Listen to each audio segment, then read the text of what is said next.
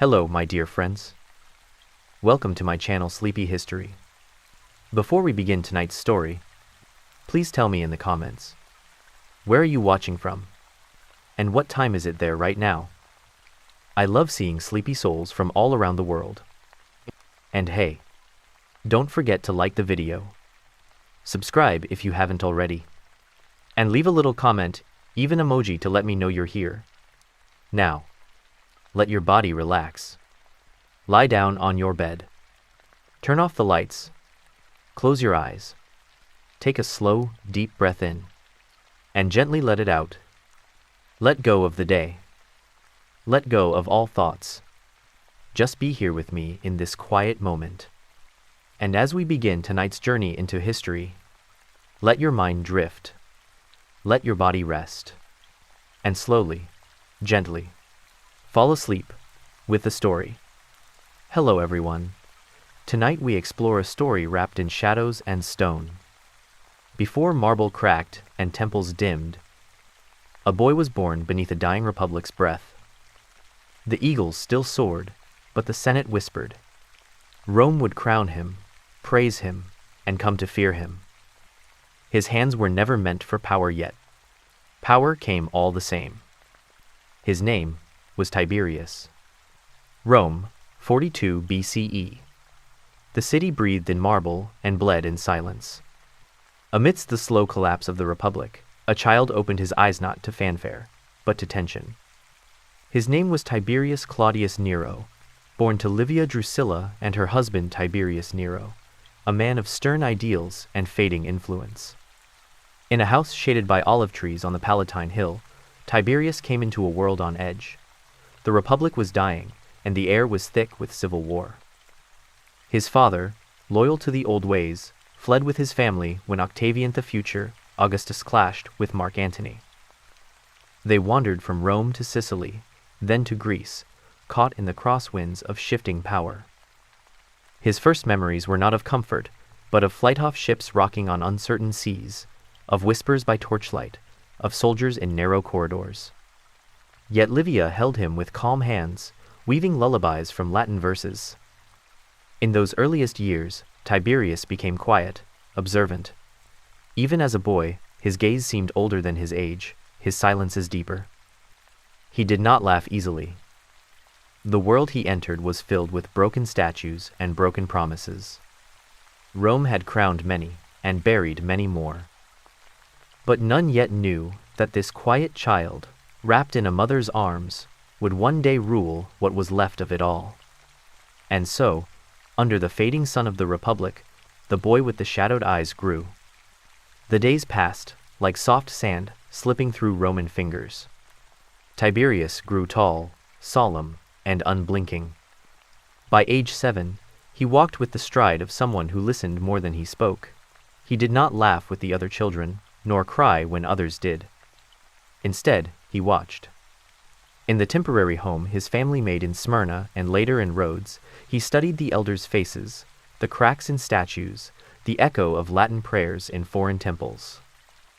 He began to understand what it meant to be a Romanot in wealth or marble, but in sorrow.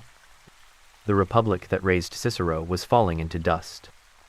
His father, strict and unyielding, whispered of betrayal, of how Octavian had taken the old world and reshaped it under his rule. His mother, luminous and quiet, now walked alongside that very man soon to be Augustus, soon to be husband to her. Tiberius watched her wedding from the shadows. His father vanished into silence, fading into political irrelevance. And so, the child who once ran in the courtyards of Corinth now stood still beneath Roman columns, feeling the cold pull of duty at an age when others still played with wooden swords. Tutors came. Theodorus of Gadara, a stern philosopher who carved logic into Tiberius's mind like chisel to stone. He learned Greek, Latin, rhetoric. He read Homer, memorized laws, traced battle lines in sand. His dreams grew heavier. He no longer saw temples and God's only expectations, only silence. They called him brilliant, serious, promising, but no one called him happy. Rome had begun its transformation from republic to empire. And Tiberius, even then, understood he would not be spared from it. In Rome, every wall whispers. And in that quiet, Tiberius grew. By his 12th year, the city had changed, and so had he. The marble felt colder beneath his bare feet. Livia, now wife to Augustus, stood at the emperor's sitter radiant, untouchable. His own father had faded into history, his name a faint echo. Tiberius was no longer simply a child. He was now a tool, a symbol, a future. His stepfather, Augustus, saw potential but not affection. Tiberius became part of a grand strategy. Marriages arranged, friendships assigned, loyalties tested before they could even bloom. He was adopted, in all but name, into the Julio-Claudian machine, that grand golden beast of empire. And he obeyed. He trained with generals, studied law and languages. He listened to Senate debates with a face still too young for shaving. But at night, when the candles flickered low and the palaces hushed, Tiberius would walk the corridors alone. The statues of Romulus, Cato, and Scipio Africanus loomed above him, reminders of what he was expected to become. In those moments, the silence pressed hardest. He missed his father, though he dared not speak of him. He missed a boyhood he never truly had. He never played in the Forum, never chased birds in the Garden of the Muses. Instead, he memorized the lineage of kings and the fall of tyrants. And in this way, Tiberius Claudius Nero became something more than a child. He became the shadow of a future emperor, shaped not by glory, but by survival. A boy forged in silence, beneath ceilings gilded with expectation. Rome teaches with both scroll and scar. Tiberius entered his teenage years not as a dreamer, but as an observer, sharp-eyed, stone-faced, and silent in rooms that echoed with ambition. In the palaces of Augustus, he listened more than he spoke. The greatest minds of the age passed before him: jurists, generals, orators, and poets. But it was not poetry that moved him. It was law. He studied the 12 tables, recited the maxims of Cato the Elder, and traced with his finger the borders of the empire on polished bronze maps. His tutor, Theodorus of Gadara, now treated him not as a boy, but as a blade being sharpened. "A Caesar must be feared," the tutor once said, "before he is loved." Tiberius did not forget. Though his eyes were young, his mind moved like marble, chiseled carefully, deliberately. Still, he was not untouched by beauty. In the atriums of Villa Julia, he gazed at frescoes of Apollo, the god of reason and the sun. In the libraries of Palatine Hill, he read the works of Virgil, though he found more comfort in the cold logic of legal codes than in verse. His stepbrother, Marcellus, and later Gaius and Lucius Caesar Augustus's favored heirs, received Rome's open affection. Tiberius, always dutiful, watched from behind the veil. He was respected, but not loved. Seen, but not chosen. This became his first silent wound. While others basked in glory's light, he carved his mind into a temple of discipline. Rome was becoming a crown, and Tiberius would one day wear it not out of desire, but out of inevitability. Glory has a face. But Tiberius learned that greatness could wear a mask of silence. As the 20s of his life approached, he had become Rome's most prepared soldier, its most exacting scholar. Yet his name was rarely spoken in the forums where succession was whispered. That honor belonged to Marcellus, Augustus's nephew. When Marcellus died young, the hope passed to Gaius and Lucius Caesar Augustus's grandsons, shining and beloved. They walked through Rome like sons of gods. And behind them, in shadow, walked Tiberius. Always obedient, always precise, always overlooked. Even his victorious leadership in campaigns in the East and Germania were spoken of in hushed tones, as if praise for him might disturb the emperor's design. He never complained. But in private, in rooms no poet dared paint, Tiberius wept. Livia, his mother, held his ambition like a flame between cupped hands, whispering always that Augustus would see, would choose, would name him heir. But Rome did not love the brooding soldier scholar. They loved charm, youth, beauty. And so, the man who should have been crowned was instead sent away. At age 22, Augustus commanded Tiberius to marry Julia, his stepdaughter, the widow of Marcellus and daughter of Augustus himself.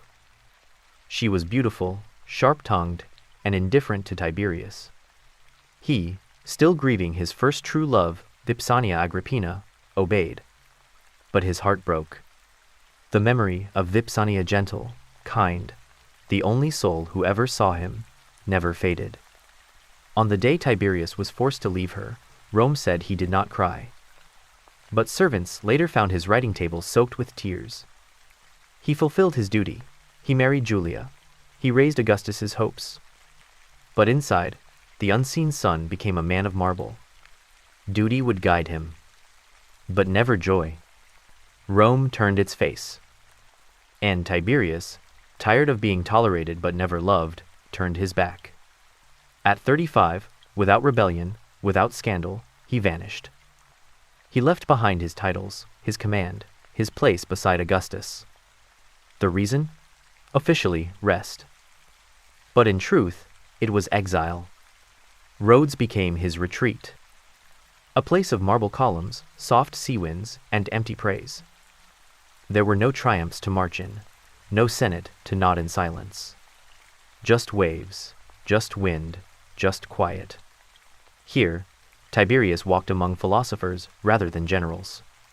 He read Democritus and Zeno, and debated with teachers in the Stoa. But even here, news of Rome reached him. Augustus still favored Gaius and Lucius.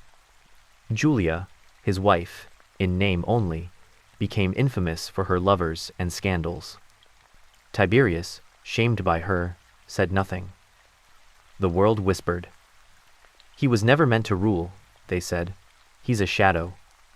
And in Rhodes, he waited for death, or perhaps for a sign. His letters to Livia were rare, his prayers even rarer.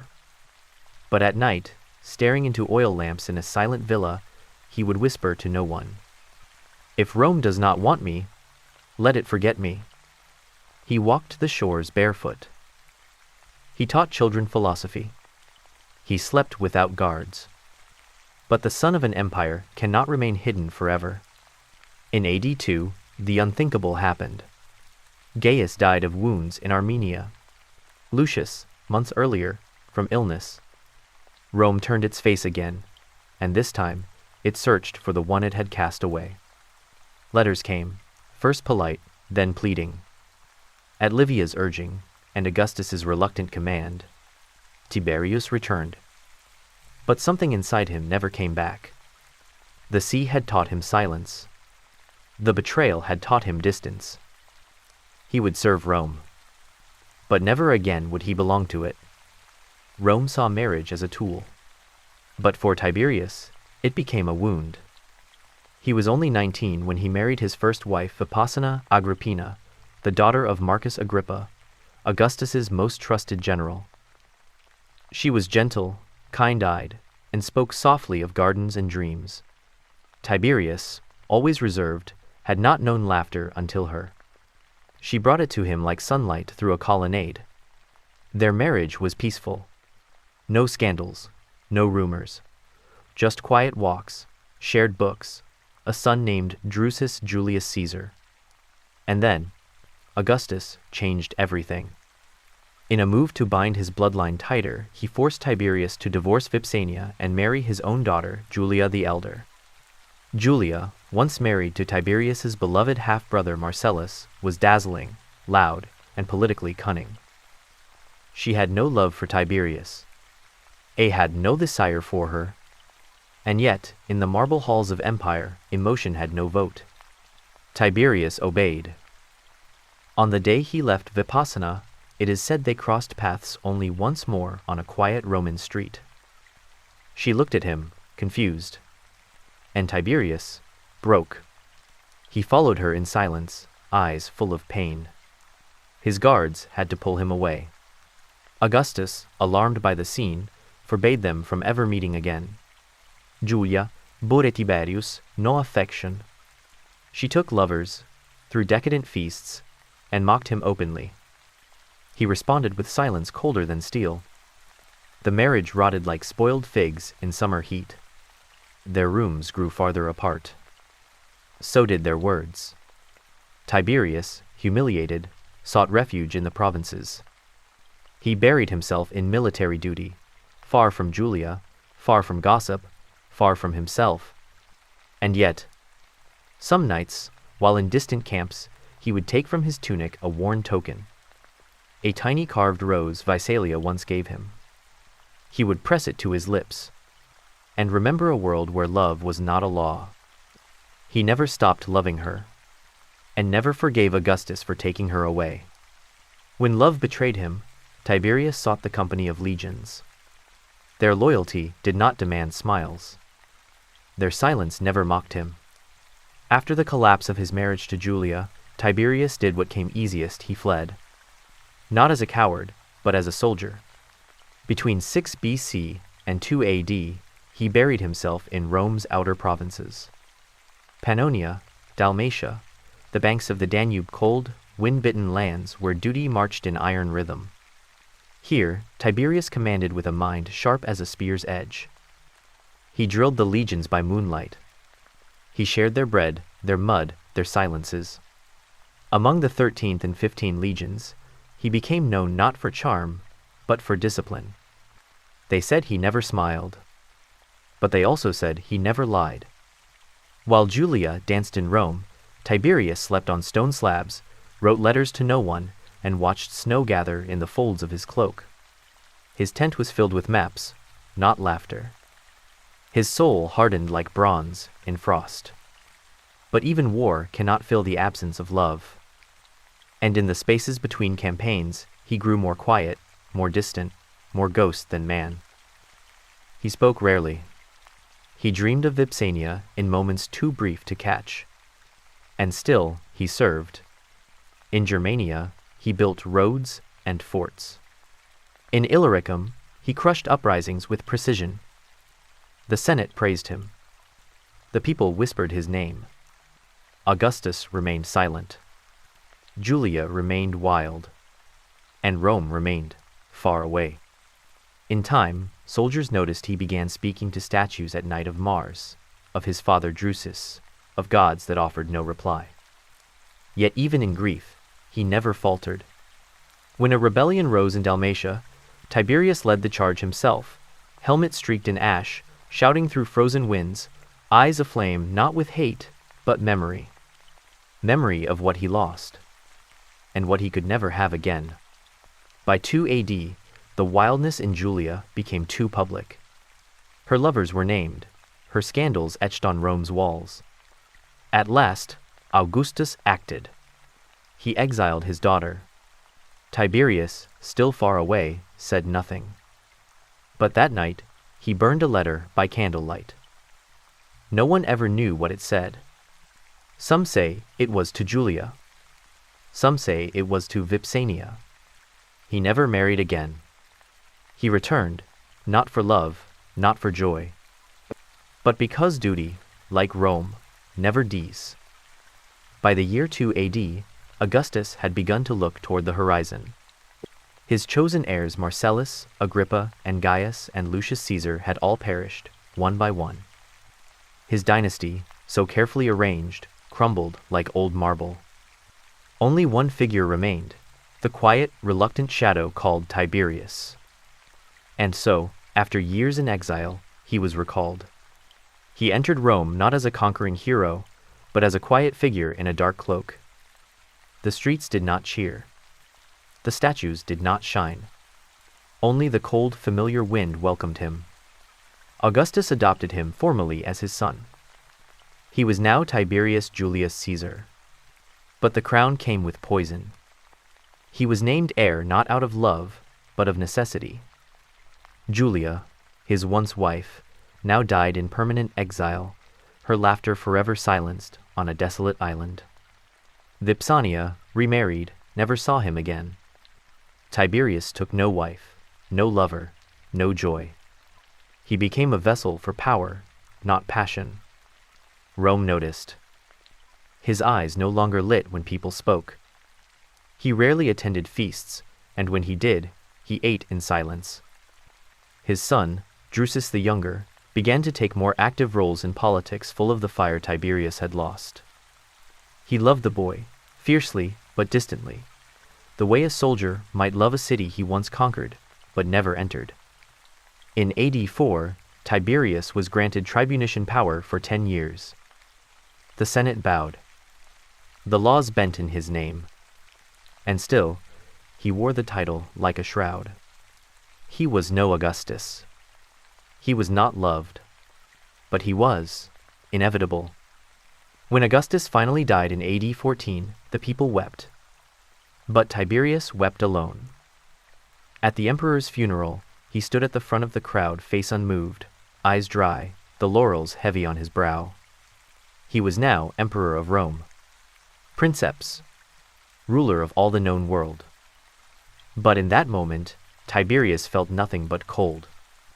The crowd cheered, but he only heard the whisper of waves, the memory of Vipsania's voice, and the silence that comes after a crown is placed on a heart too tired to beat.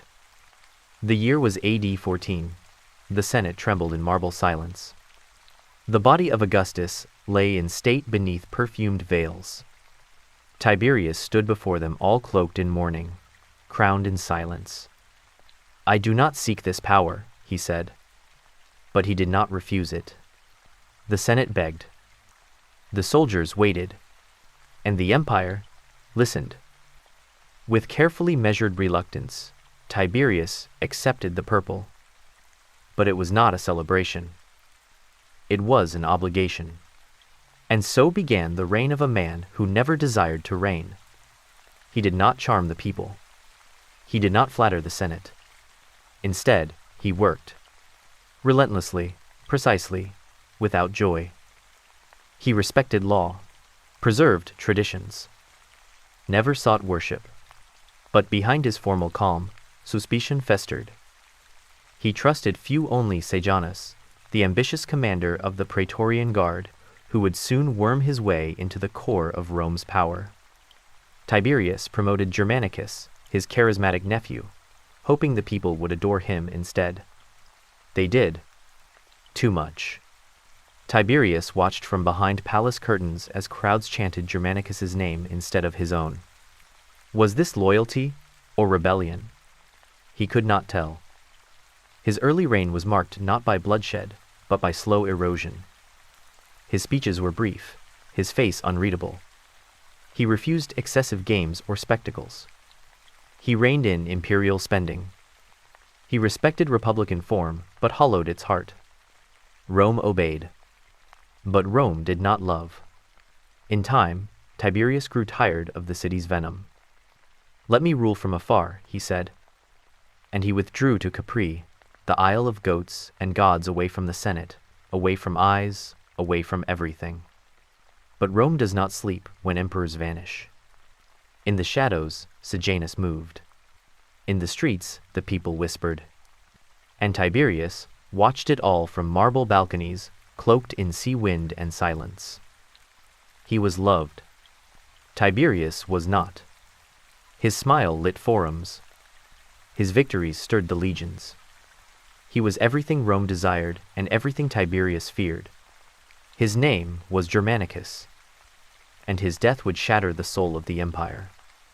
In AD 17, Germanicus returned from Germania in triumph. He had quelled mutiny, pacified tribes, and carried the standards of Rome like banners of fire through the forests of the north. Rome adored him. Golden-haired, noble, and bound by blood to Augustus, he was married to Agrippina the Elder, granddaughter of the divine Julius. They had children, 6 in all, including a bright, strange boy, Gaius. The people called the child Caligula, Little Boots. They laughed. They loved. But Tiberius did not laugh. The people compared them. And comparisons are poison. In AD 18, Tiberius sent Germanicus east to govern the provinces of Syria and restore calm. But the east was a nest of knives. In Antioch, Germanicus fell ill. His friends whispered of Gnaeus Calpurnius Piso, governor of Syria, a man loyal not to Germanicus but to Sejanus. The poison was not just in the goblet. It was in the air. In AD 19, Germanicus died. Agrippina carried his ashes back across the seas, walking barefoot through storms, flanked by loyal soldiers and silent, weeping crowds. Rome erupted in grief. Statues were draped in black. Walls were scrawled with curses against Tiberius. He let him die. He feared him. He killed him. Tiberius was stunned, or perhaps unmoved. He ordered a trial. Piso was summoned. The trial dragged on a pantomime of justice. Before its end, Piso was found, dead. A slit throat, a quiet ending. Officially, suicide. But Rome knew better. Or worse. Tiberius now ruled an empire filled with ghosts. He trusted no one. Agrippina, once beloved, now wrote letters full of venom. Her children Nero, Drusus, and little Caligula grew beneath her wrath, Rome's last candles of Julian blood. Tiberius watched. And said nothing. His own son, Drusus the younger, was now heir. But his eyes looked too much like his father's. Cold, tired, fading. He was not of noble birth. Not born to rule. Not destined by the stars. But Sejanus did not need omens. He had ambition sharper than marble teeth. And Tiberius, tired, distant, gave him room to rise. Rome would pay dearly for that silence. In the years after Germanicus's death, Tiberius began to vanish. Not from life, but from Rome. He left the capital and made his home on the Isle of Capri, a place of cliffs and sea caves where the emperor could watch the empire from afar, like a god too tired to descend. In his place, one man grew powerful, Lucius Aelius Sejanus, head of the Praetorian Guard. At first, Sejanus was only a whisper behind the throne. A careful advisor, a loyal hand. But power, like water, finds every crack. Sejanus restructured the Praetorian Guard, moving their camp closer to the city and to power. He courted senators, he charmed widows. Most of all, he won the emperor's ear. Rome is sick with conspirators, he whispered. Trust no one. And Tiberius, wounded, paranoid, believed him. One by one, Sejanus arranged the fall of rivals. He sowed suspicion around Agrippina, widow of Germanicus. He accused her sons, Nero and Drusus, of plotting. They were exiled, starved. The bloodline of Augustus, once the flame of Rome, flickered. Sejanus had his own ambitions. He sought to marry Livilla, widow of Tiberius's son Drusus. He courted her, controlled her. Some say he poisoned her husband to make the path clear. Tiberius approved the betrothal. The Senate bowed to Sejanus. Statues were raised in his honor. He walked through Rome like a new emperor, but without the title. And then, it turned. Tiberius saw too much, or perhaps someone whispered the right words in time. In AD 31, a secret letter reached the Senate bearing Tiberius's hand. Sejanus, it said, has betrayed the state. At first, the room went still. Then, the Praetorian Guard, no longer his alone, seized Sejanus where he stood. The city held its breath. Sejanus was imprisoned, then executed. His body thrown down the Gemonian stairs, torn by mobs, left for dogs. His children were killed. His name was scratched from stone. And Tiberius? He did not return to Rome. He stayed in Capri alone, watching the sea, listening, perhaps, for ghosts. The ghosts of sons, of heirs, of betrayals and broken trust. Before the throne, before the rot, there was a soldier, not yet broken, not yet feared, just a man beneath iron and sky. His name was Tiberius, and in the endless woods of Germania, he earned scars Rome would never see. The year was 6 BC. Tiberius had returned from campaigns in Pannonia and Illyricum, hailed as the empire's most brilliant commander. His legions respected him not because he smiled, but because he never flinched. Never asked of his men what he would not endure himself. He was cold, quiet, relentless. And Rome needed that. Germania, the wild frontier beyond the Rhine, was restless. Tribes stirred, alliances fractured. The shadow of Rome did not stretch easily through forests. Augustus, ever the strategist, sent his most trusted general. Tiberius crossed the Alps again, marched with 6 legions, and vanished into green. The Cherusci, Bructeri, Chatti names like storms whispered through the leaves. Tiberius fought with patience. He built roads, forts, bridges. Not for glory, but for Rome. By AD 4, he had subdued the tribes not with fire, but with calculation. Then came disaster. In AD 9, while Tiberius was in Rome, his adopted son Varus was sent to oversee Germania. A poor choice. Arrogant, blind, and walking into a trap. In the dark forests of the Teutoburg, the Roman legions were led into narrow passes by a trusted Germanic noble, Arminius, once an ally. Then came the ambush. 3 entire Roman legions annihilated. Their eagles lost. Their bones left unburied. Varus died by his own hand. Rome was shaken. Augustus, upon hearing the news, cried, "Quintilius Varus, give me back my legions." Tiberius was sent again to salvage what was left. He marched through mud and memory, retrieving bones, burying the dead, and rebuilding honor. He never wept. But those closest to him said, he never slept again. Some men are broken by war. Others are carved by it. Not shattered, not scorched, but shaped like statues under frost. And so he became what Rome needed. Not a hero. Not a god. A wall. When the echoes of Teutoburg faded, the Senate called for vengeance. They expected rage, fire, an emperor with sword in hand. But Tiberius gave them ice. His campaigns were precise, not passionate. He struck where needed, then withdrew, avoiding the full wars the senators craved. In this, many misunderstood him. They saw restraint as weakness. They whispered, "He fears the forests." But Tiberius knew better. Germania was not Rome. It would never be tamed. And he, weary, sharpened by failure, chose preservation over pride. He ordered forts built along the Rhine. Not for conquest, but to hold the line. Some called him a coward. Others called him wise. But inside, Tiberius was quiet. And growing colder. He wrote fewer letters, slept less. His meals grew simpler, his face more drawn.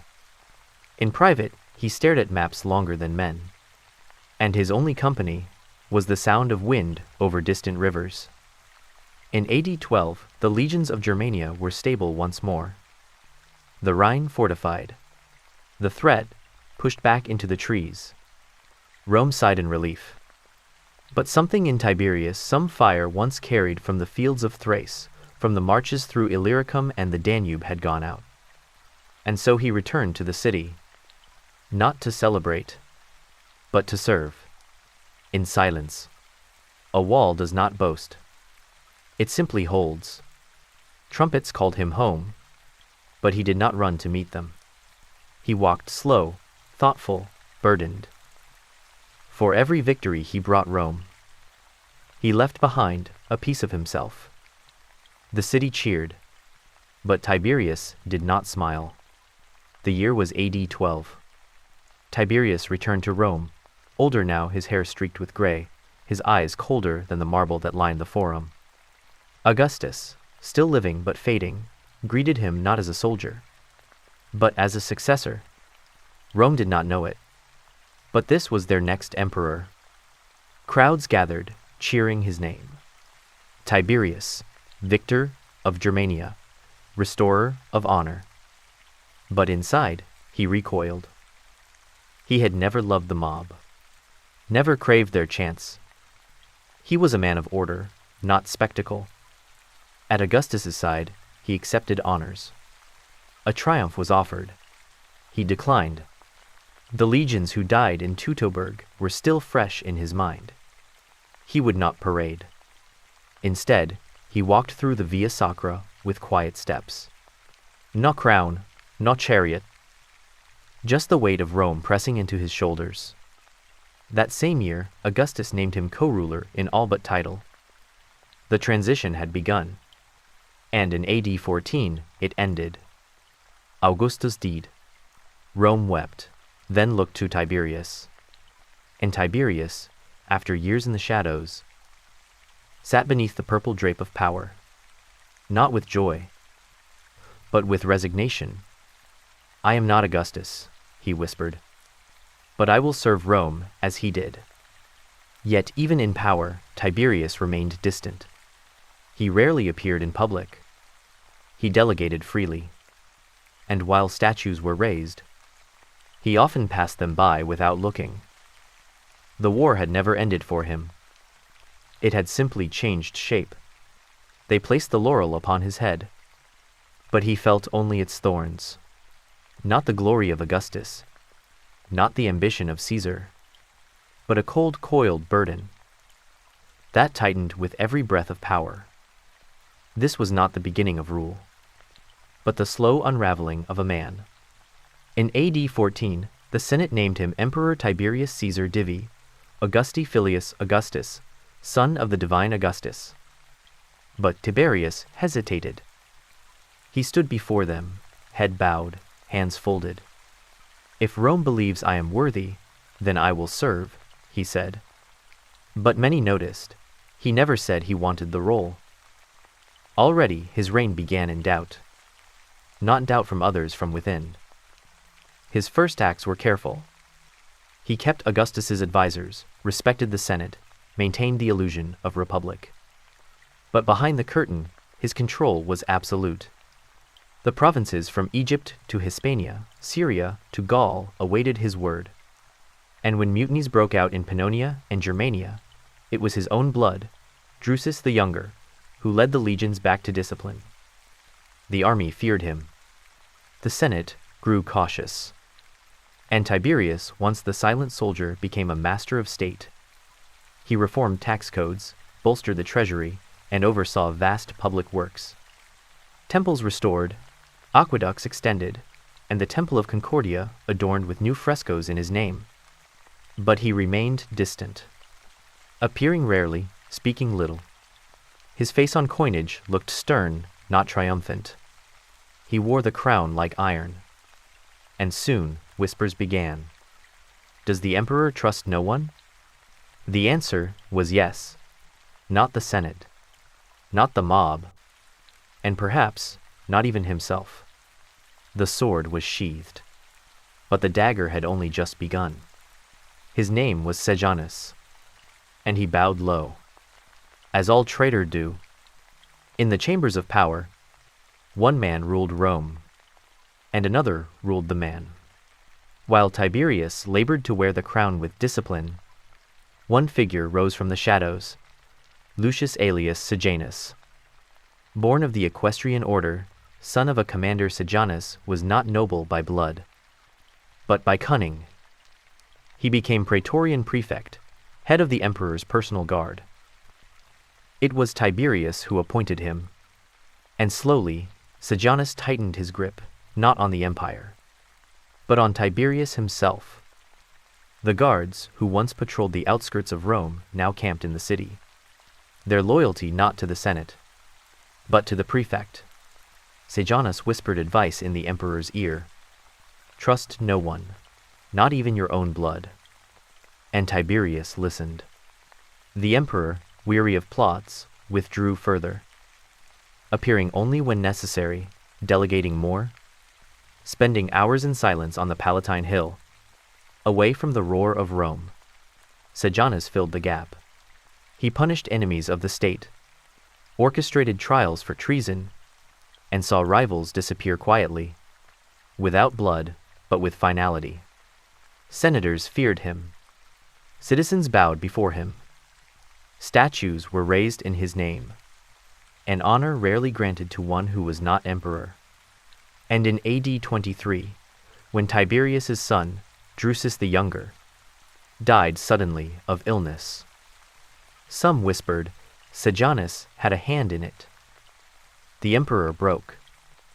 He withdrew from Rome entirely, retreating to Capri, an island palace across sapphire waters.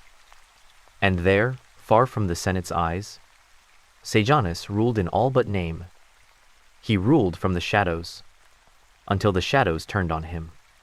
Ambition rose too high, and met the ceiling of an emperor's wrath. For Tiberius, though withdrawn, was not blind, and Rome does not forget its masters. By AD 26, Tiberius no longer walked Rome. He breathed Capri's sea winds, not the forum's dust. But from marble cliffs and moonlit columns, he watched. Letters arrived by torch-bearing messengers. Whispered reports from the praetorian camps. From senators who feared, then loathed Sejanus. The prefect had gone too far. In AD 31, he sought what no man beneath the gods should reach: marriage into the imperial line. He asked to wed Livilla, widow of Drusus, and niece of the emperor. It was bold. It was dangerous. And it was his undoing. Tiberius, cold, calculating, patient, prepared his strike like a general. He sent letters to Rome, appointed Macro, a new commander of the guard. And then, on the Senate floor, with statues of gods towering above, a message was read aloud. Not praise, but accusation. Sejanus has betrayed Rome. Gasps. Cries. The senators, stunned, turned to him.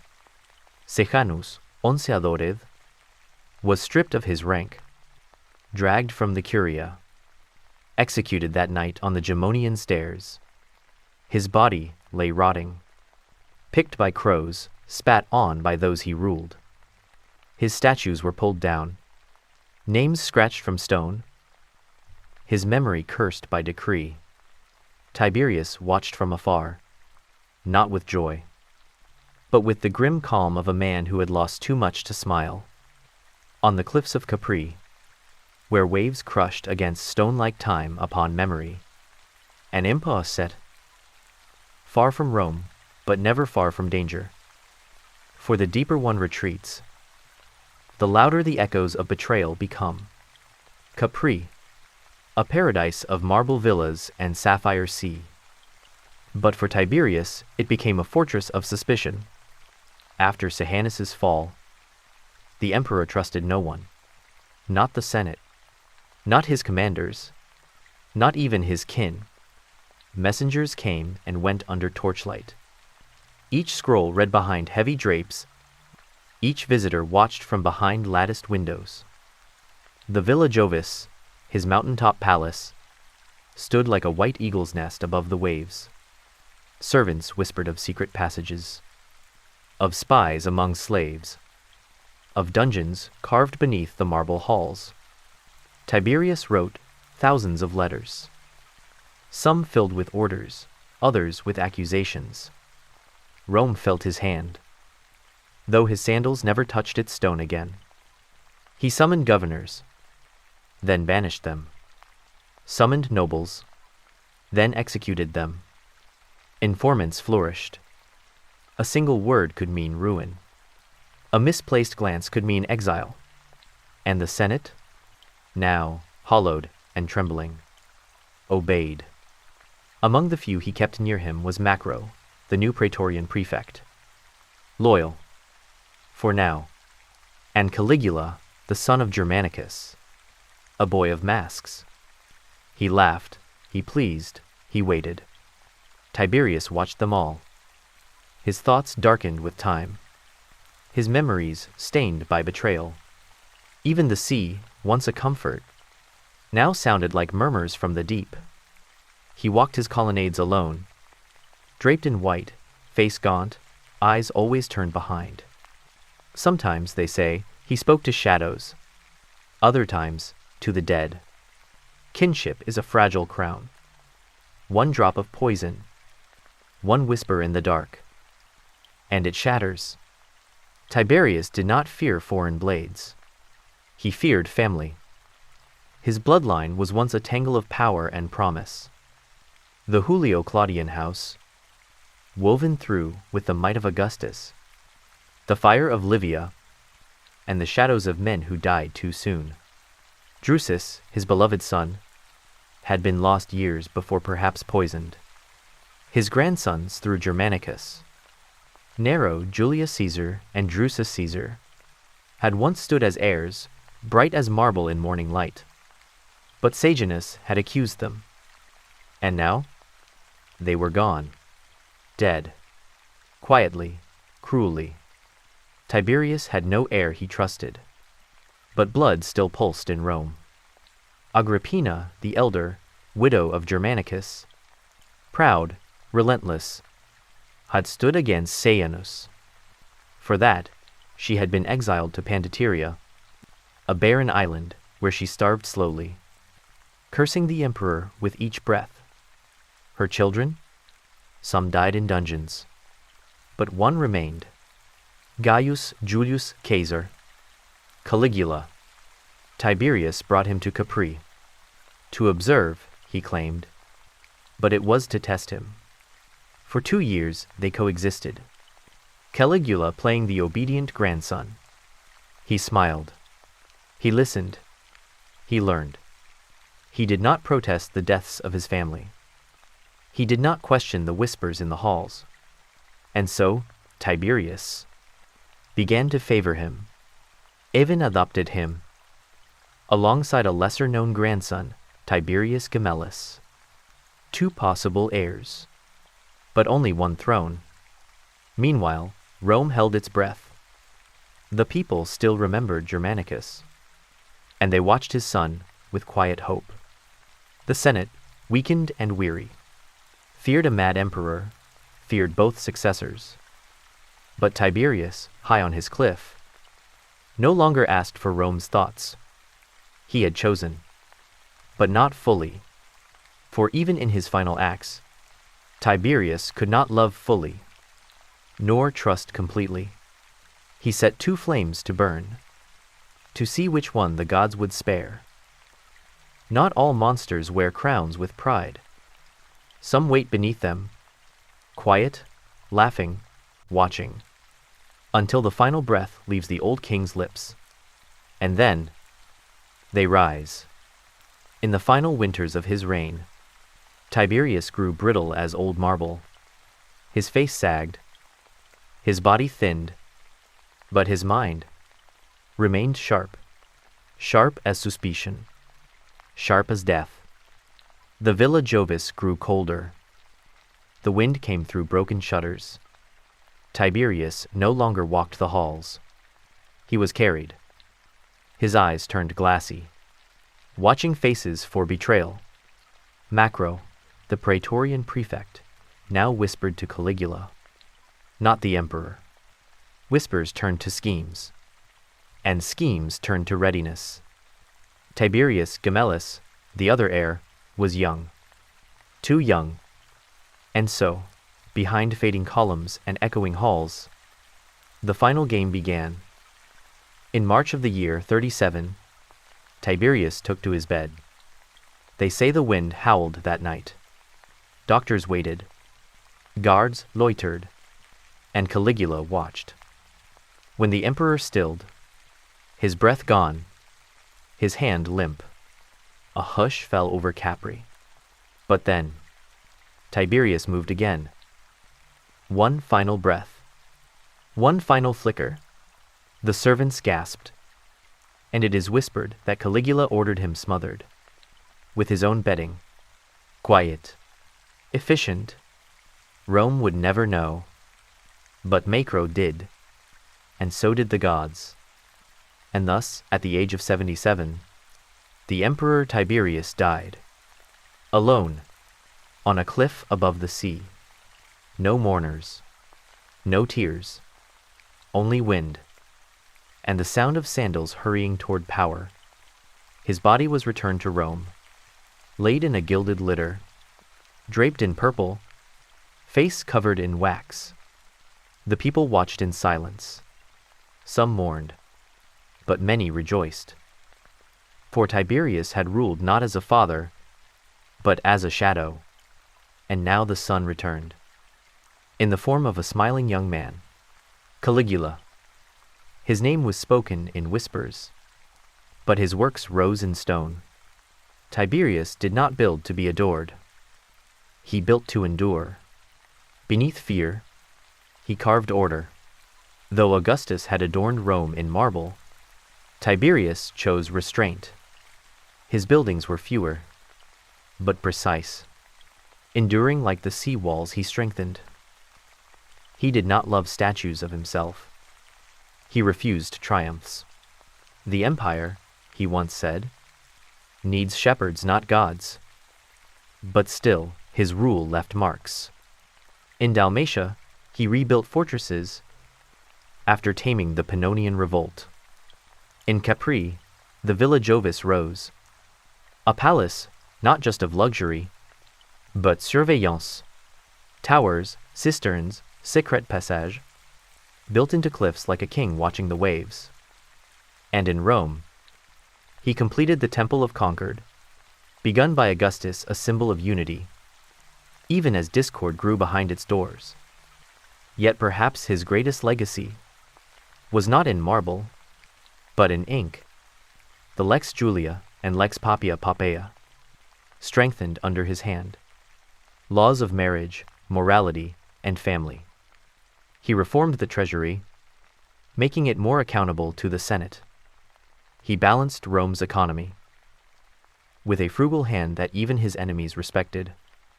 He gave no games, the people muttered, but he gave order. And after Augustus's golden soon, that was what Rome most needed. A wall of iron beneath the gold. Yet still, his monuments were not beloved. His name, carved into arches and halls, was sometimes scratched out in the years that followed. His face on coins was melted, his likeness defaced by the next ruler. But the works remained. The bridges, the aqueducts, the rule of law, quiet legacy, beneath the louder deeds of emperors who came next. Tiberius left no peace behind him. Only a boy king and a serpent. The empire cheered, as one flame died, and another, more wild, caught fire. Caligula, the great-nephew and adopted grandson of Tiberius, stepped into the light as Rome's new emperor. The people wept with joy, for they believed the shadow had passed. But even shadows cast seeds. In Caligula's early reign, the treasury left by Tiberius overflowed. Rome rejoiced in festivals, races, lavish gifts, but the gold did not last. Tiberius's legacy of restraint cracked. In its place, madness rose. Caligula mocked the Senate, declared himself a god, and in time, burned through the stability he had inherited. Tiberius Gemellus, the other heir, was poisoned. Quietly, the young boy once meant to balance the future, gone in a whisper, and Rome began to miss the old lion. The cruelty they had cursed now seemed discipline. The fear they had whispered now seemed order. And so, even in death, Tiberius's cold rule took on warmth in contrast. Historian debated him. Was he wise or wicked? Cautious or cowardly? Suetonius called him a tyrant. Tacitus painted him in shadows. But both admitted he ruled long and kept Rome whole. No provinces were lost. No enemy reached Rome's walls. His silence, his schemes, had held the world in place, until they didn't. Still, the legacies lingered. The Villa Jovis stood for centuries, Coins bearing his name were found in faraway markets. His laws echoed in later reforms. His decisions, though cold, had saved Rome more than once.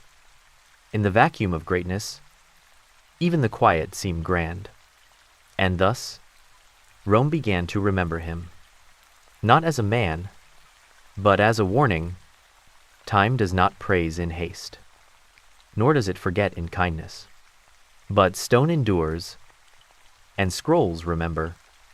So too did Tiberius. In the years after his death, Rome reeled. Caligula's madness burned fast, and in his ashes rose Claudius, then Nero, each trying to wear the laurel crown that Tiberius had worn so grimly. But none could match his length of rule, 23 years upon the throne, and none would leave behind such disciplined silence. In the provinces, his reforms remained. His tax revisions still shaped the empire's purse. His defense structures along the Rhine and Danube stood watch long after his bones had crumbled. Roman law, so often praised in Augustus's name, quietly bore the edicts and edicts of Tiberius. His memory was not celebrated, but it was respected. There were no grand statues in the Forum, no gilded temples, but walk the Via Appia. See a bridge still strong, a grain route still guarded, a coin still circulating, and there he lingers, like salt in the sea air, like a name just out of hearing. And so, as Rome expanded into Britannia, as emperors rose and fell in madness or ambition, the policies of Tiberius whispered beneath it all. He had not built monuments to himself, but he had built Rome, not in gold, but in iron, not for law, but for stability. And in the end, perhaps that was what the empire needed most. Not a god, not a hero, but a man who knew when to speak softly and when to disappear. There comes a time when even emperors retreat, not to war, not to the Senate, but to silence. For Tiberius, that time came, on an island of storms and solitude. In the year 26 AD, Tiberius withdrew to the Isle of Capri, not in shame, not in exile, but in choice. Rome whispered. Some said he fled the politics. Some said he feared the dagger. Others said he simply grew tired of men. The Villa Jovis, perched high upon the cliffs, became his last palace. Its columns stared out over the Tyrrhenian Sea. Its walls, battered by winds, heard only the emperor's footsteps and his thoughts. He read the stars, consulted oracles, wrote letters in a cold hand to the Senate. Short, sharp, final. He sent orders from the shadows, executions, promotions, alliances, exiles. But Rome grew anxious, for the lion had left the den, and wolves crept in. Lucius Aelius Seianus, commander of the Praetorian Guard, rose in the emperor's absence. A man of charm, of ambition, of poison, he whispered in Rome's ear. He placed allies in key offices. He dreamed of a purple robe. But even from afar, Tiberius was watching. In 31 AD, he sent a letter to the Senate, a calm message, with thunder inside it. Sejanus was arrested, dragged through the Forum, executed that very day. His followers, one by one, were torn from power. The serpent was crushed beneath a silent heel, and Capri remained quiet. Tiberius wandered its marble halls, watched the tides, spoke rarely. Age deepened in his bones, his eyes dimmed, but his mind was never far from Rome. By 36 AD, Tiberius was an old man. His limbs ached like weathered marble, his voice a distant echo. The once steadfast general, the calculating emperor, was now a solitary figure, wandering the gardens of Villa Jovis. He wrote few letters. He ate little. He walked the mosaic corridors with soft sandals, as though afraid to wake the stones. His only companion was his nephew, Gaius Julius Caesar Germanicus, known to the world as Caligula. Tiberius had no love for him, but he saw in Caligula a spark of the divine lineage, a flare of the Julian blood, and perhaps, in those final days, he made peace with the future, even if it frightened him. In March of 37 AD, Tiberius fell ill. Fever gripped him. Sleep became fragmented. He whispered to the villa's doctor, Chericles. He asked that his ashes not be paraded, that no divine honors be offered. "Let me pass," he said softly, like a soldier lost to winter. The doctor believed he had died, and news was sent to Rome. Caligula prepared to claim the throne. But then, Tiberius stirred. He sat up. His breath returned, and all the room froze. Beneath his gaze, it is said that Macro, commander of the Praetorian Guard, smothered him quietly. A pillow, a hand, an emperor's final struggle. But there is no certainty, only silence. March 16, 37 AD. At the age of 77, Tiberius Claudius Nero Caesar passed into shadow. His ashes were carried across the sea and interred in the mausoleum of Augustus. No cheers, no mourning crowds, only formal rites, and the quiet closing of an imperial chapter. He was never loved, rarely praised, but Tiberius endured.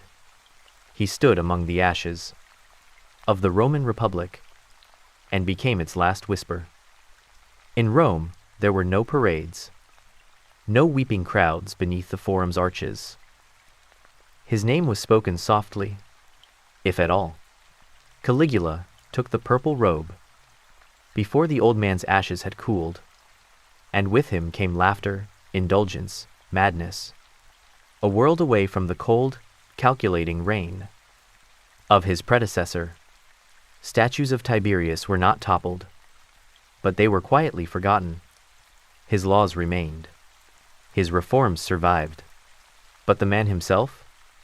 He became a caution, a murmur in the Senate, a name avoided in song. And yet, he had ruled longer than Julius Caesar ever dreamed. He had held the empire's reins when civil war threatened to rise again.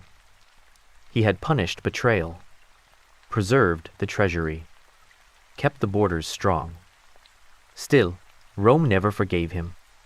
Perhaps he was too quiet, too grim, too distant, or perhaps Rome simply does not love those who do not seek its love.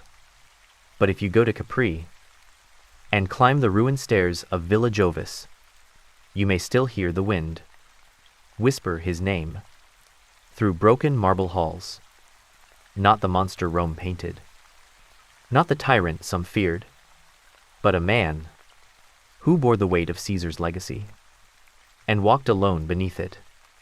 He is not remembered in gold, nor in triumphal arches, but in the silence, between empires, in the shadow, between republic and dynasty. Rome did not rise in a day, and it did not end with Augustus. When Tiberius exhaled his final breath, he passed an empire intact, fractured by politics, hardened by fear, but whole and waiting. He left behind temples still standing, roads stretching from Britannia to Syria. He left laws still enforced, legions still loyal, and a system, however cold, that functioned. But his true legacy was this: he showed Rome how to rule, not with glory, but with endurance, through silence, suspicion, and control. The Senate feared him, yet bowed to him.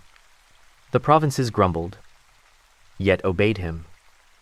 And in doing so, they learned what it meant to be governed by the shadow of Caesar. He built no new cities that bore his name, but he expanded existing ones. Lugdunum, Antioch, Alexandria. They flourished under his quiet policies. He built no grand new temples to the gods, but he maintained the old ones, restored shrines, honored customs, preserved Rome's soul. In parchment and policy, his laws shaped succession. His trials defined treason. His reign became the blueprint for every emperor after him, whether they feared it or followed it. Caligula would ignore his example. Claudius would wrestle with it. Nero would mock it. But all of them would live in the empire that Tiberius held together. And so, even forgotten, even despised, he mattered. He left no grand speeches, no final decree carved into marble. But memory is quiet, and sometimes that's how it lasts. In hidden corners of the empire, soldiers still whispered his name. Tiberius, who held the Rhine. In marble-clad villas, his image endured, not in gold, but in dusty mosaics. Behind dining-room walls, he did not inspire songs, but he left behind whispers in history's pages. The man who never wanted power, the emperor who hid from Rome, the one who outlived them all. There were statues, some grand, some subtle, like the one in Rhodes, weather-worn, watching the harbor, cloaked in sea salt and time. In the Senate, his bust stood cold, eyes on feeling, forever listening, never speaking. His stepson, Caligula, claimed all glory, erased his name from coins, undid his laws. But history is patient, in dusty scrolls, in preserved letters, in the architecture of governance. Tiberius endured, not as the heart of Rome, but as its bones. Later emperors would look back and study him, not fondly, not lovingly, but with awe, for his silence held an empire, more firmly than steel. His memory was not gilded, but it was strong, and it stretched, like a shadow at twilight, over centuries of rule. The last breath came on a quiet island, not in the forum, not before cheering crowds, but in the shadow of cliffs and the sighing of waves. It was March 16th, in the year 37 AD. Tiberius lay in his villa on Capri, his body wrapped in linen, the sea glinting beyond the open colonnades. Beside him, a few servants. No senators, no poets, just silence. His eyes opened only once more, not to speak, but to watch the sky. Some say he tried to rise. Some say he smiled. And then, nothing. His heir, Caligula, waited nearby. When told the emperor had died, he rejoiced. But the old man stirred once more, breathing weakly. Some say a pillow followed. History blinks and never tells.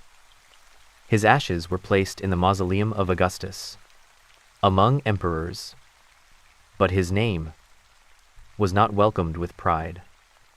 Rome remembered him as a shadow, not a flame. And yet, long after the marble cracked, long after the coins were melted down, a whisper still danced on the Tiber winds. Tiberius held the empire. His footsteps are no longer heard, but in ancient halls, in old laws, in weathered stone, he lingers. He was not Rome's dream, but he was her spine. And so, Tiberius became one with the silence of history, his name fading gently into the marble dust of time. But if you listen closely, in the ruins of the Roman Empire, the wind still whispers. He ruled and endured. Sleep well now. Let time carry you away.